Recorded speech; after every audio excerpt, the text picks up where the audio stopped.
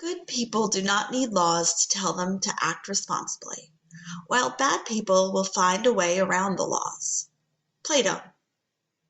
Can you think of examples of a good person or a bad person? What did they do?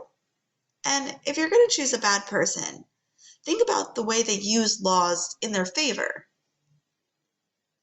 Take a moment now to respond to this quote and this question. We're going to continue looking at different types of defenses that one could use in a courtroom. Imagine that you are alone in your apartment, asleep at 3 a.m. You wake up and you realize your bedroom window is sliding open inch by inch. A tall, shadowy figure steps into your room. In terror, you pick up a lamp by your bedside and hurl it. The lamp shatters against the person's head and they slump on the floor. Can you be charged with battery? Yes, it's possible, but it's not likely. Even if you were prosecuted for battery, you would have a strong claim for self-defense here.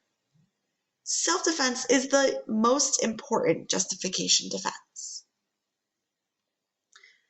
Let's begin by looking at defense of self.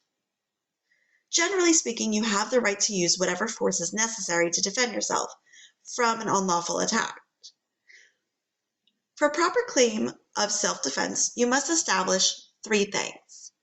1, there was a reasonable belief that the force was required for your own protection, even if that belief turns out to be a mistake. The threatened harm was about to happen and the attacker was willing and able to injure you. This is also known as imminent danger. And lastly, the force used in self-defense was reasonable, that no more force than necessary was used to prevent the perpetrator from inflicting harm on the potential victim. Deadly force, though, is a little different.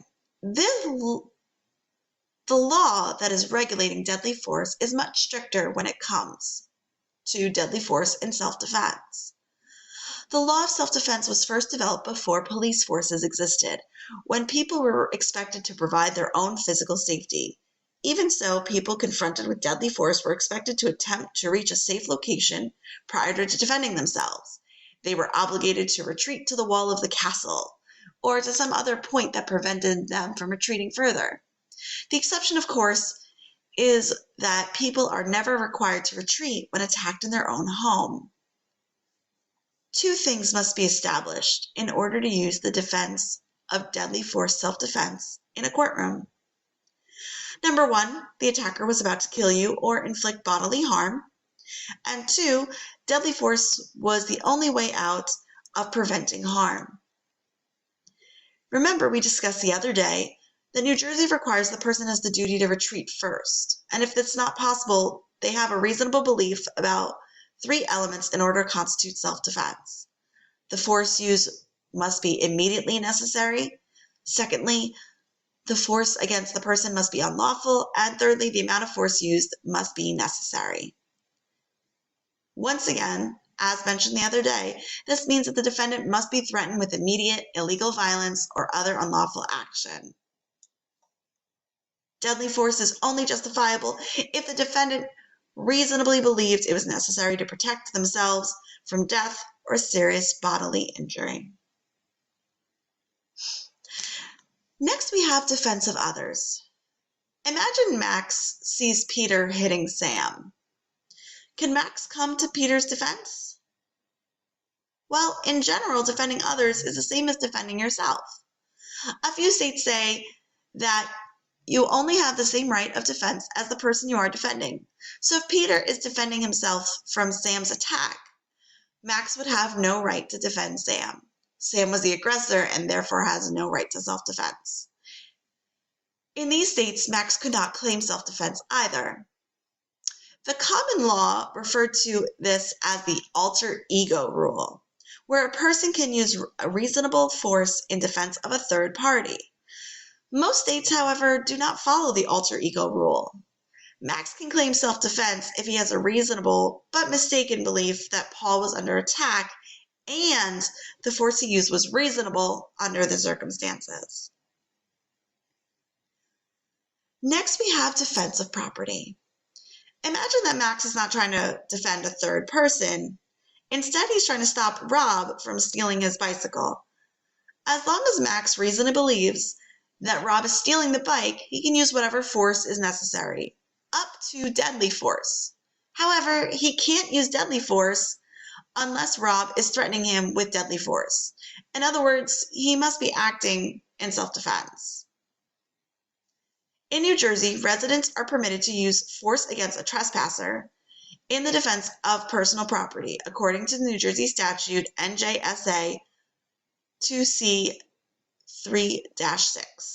The homeowner or unlawful possessor of such property must reasonably believe that the force is necessary to prevent or terminate a criminal trespass in order to use such force. As with other laws on this use of force, the right to defend one's property is subject to a few distinct limitations. As a result, it is important that you discuss your case with a criminal defense lawyer to establish whether or not you have a valid defense in your particular situation. Next, we have defense of home. The rules about deadly force change when people are defending their home. A home is considered a sanctuary, a castle, if you will. An old common law rule was that people could use deadly force if they believed the force was necessary to prevent the imminent and unlawful entry into their home. However, most states no longer follow that old rule, and instead they require that 1. The intruder is about to unlawfully enter the home. 2. The intruder intends to commit a felony or injure an occupant of the home. And lastly, that deadly force is necessary to stop the intruder. The last portion about self-defense that we're going to cover is regarding domestic abuse. We're not going to go into very many details, but it's still important to talk about. Domestic violence can raise many questions about self-defense. Domestic violence can occur for over a period of years. Oftentimes, when reported, it is husbands that beat their wives, though this isn't always the case, as men can be victims too. Some husbands beat their wives, go to bed, and threaten to beat them up some more when they wake up. If a woman in such a situation attacks her husband in his sleep, can she validly claim self-defense? Well, most states say no because the threat is no longer imminent, as the threat ended when he fell asleep. The law requires that the attack be about to kill the victim or inflict great bodily harm. Most courts allow defendants to introduce evidence of abuse, but defendants still must show that they had the right to use deadly force in self-defense. If you know anyone who needs assistance, here is the National Domestic Violence Hotline phone number. As always, feel free to ask questions if you need assistance. Now that we're done looking at the various forms of self-defense, turn to page 42 in your textbook. The class activity is called Stand Your Ground, regarding a law in Florida that was passed in 2005 called Stand Your Ground. It was a new self-defense law, and it was very controversial in the early portion of our current century. Go ahead and take a look and find the graphic organizer on Schoology to evaluate this law. If you have any questions, you know where to find me.